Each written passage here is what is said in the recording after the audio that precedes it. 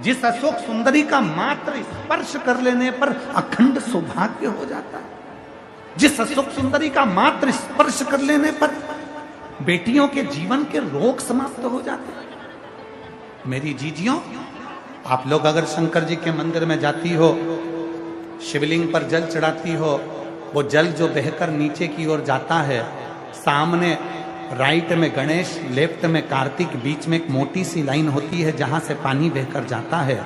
ये जो मोटी सी जो लाइन है, ये अशोक सुंदरी का स्थान है। जब बेटी दुखी होती है, तकलीफ में होती है, जब मेरी बहनें कोई कष्ट में होती है, शिव जी को जल चढ़ाकर यहाँ अपनी हथेली को रखकर उससे प्रार्थना करती है, मैं भी तेरी बहन हूं, तू बाबा से बोलना कि मेरा दुख समाप्त कर दे। और अशोक सुंदरी उस हाथ के स्पर्श को पाकर शिव जी से कहकर उसके दुख को मिटवा देती है। वो अशोक सुंदरी, वो अशोक सुंदरी। तेरा जल, हे बाबा, तेरी पूजन, तेरी साधना, तेरी आराधना, तेरी चर्चा सुख देती है। अशोक सुंदरी ने कहा कि मां, मेरे भीतर का एक संशय है, मेरे भीतर की एक तकलीफ है, मेरे भीतर का एक प्रश्न है, और वो प्रश्न का उत्तर अगर देंगे तो मेरे बाबुल देंगे, उस प्रश्न का उत्तर देगा तो मेरा पिता देगा, पिता के सिवा कोई नहीं दे सकता, देंगे तो मेरे शिव देंगे, उसके सिवा कोई नहीं दे सकता। पार्वती जी गई भगवान शिव जी के पास में, भगवान ओगरदानी के पास में, मां जगतजननी तुरंत चली गई। बाबा भोलेनाथ जी को निवेदन करा शंकर जी से, अशोक सुंदरी कोई प्रश्न करना चाहती है। अशोक सुंदरी के मन में कोई प्रश्न है। महाराज, कभी कभी, कभी कभी, रोज नहीं, कभी कभी अशोक के वृक्ष की पत्ती, आम के वृक्ष की पत्ती,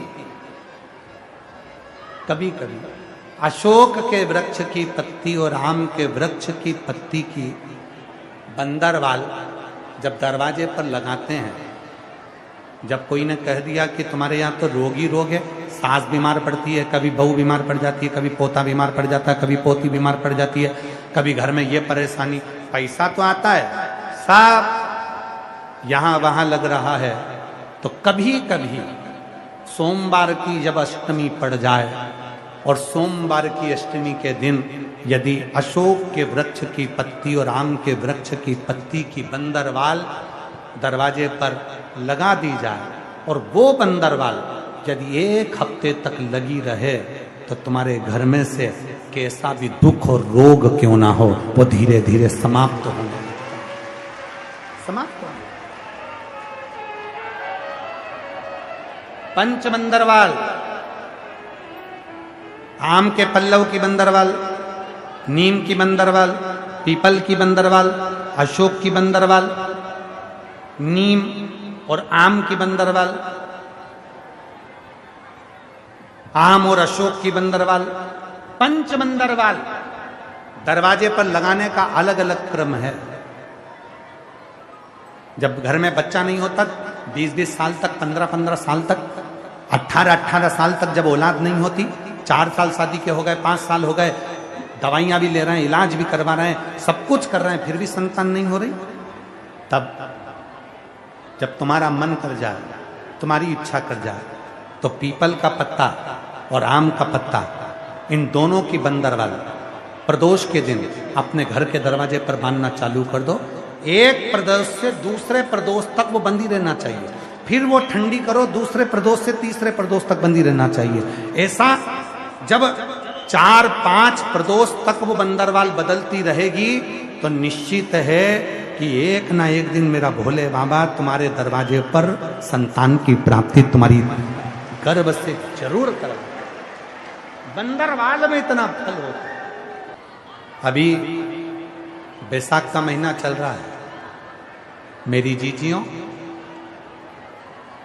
मिट्टी के पात्र का जल,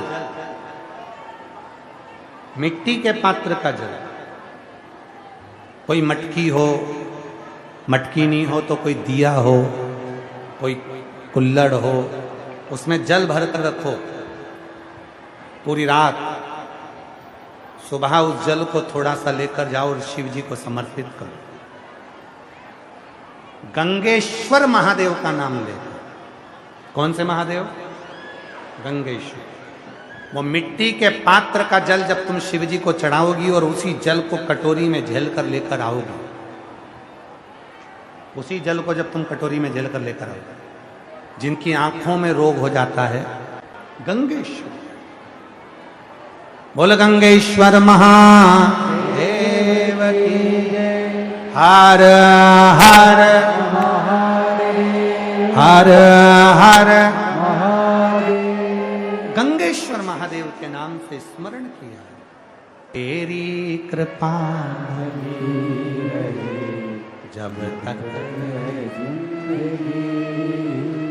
मांगा है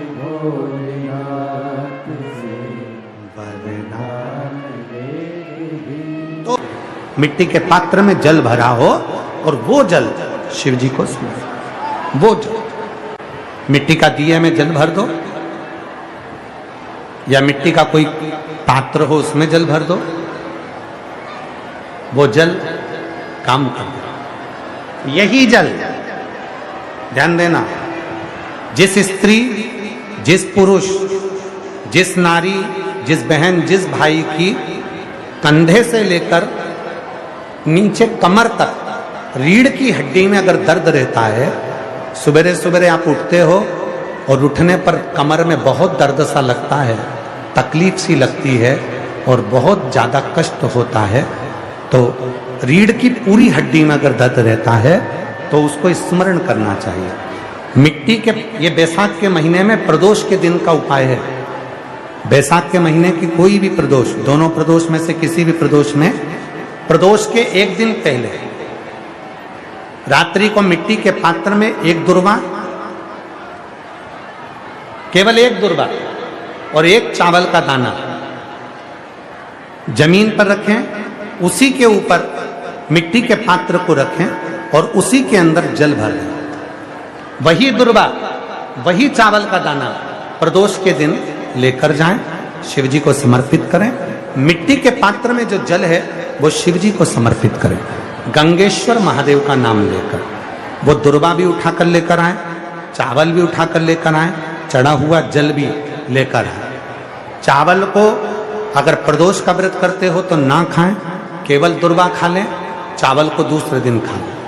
अगर प्रदोष का व्रत नहीं करते हो तो चावल पहले खाएं, फिर दुर्वा खाएं, और रात्रि को सोने से पहले वो जल थोड़ा सा आचमन करें। उसी जल को डब्बी में भरकर रख लें। 7 दिन तक उसी जल को थोड़ा थोड़ा आचमन करते रहें। आप सवेरे सवेरे उठोगे तो आपकी ये कमर का पूरा दर्द अपने आप धीरे धीरे धीरे धीरे समाप्त होते चले। पर शिव जी का नाम स्मरण रखिएगा। कौन से महादेव? जम के बोलो जरा, गंगेश्वर महादेव।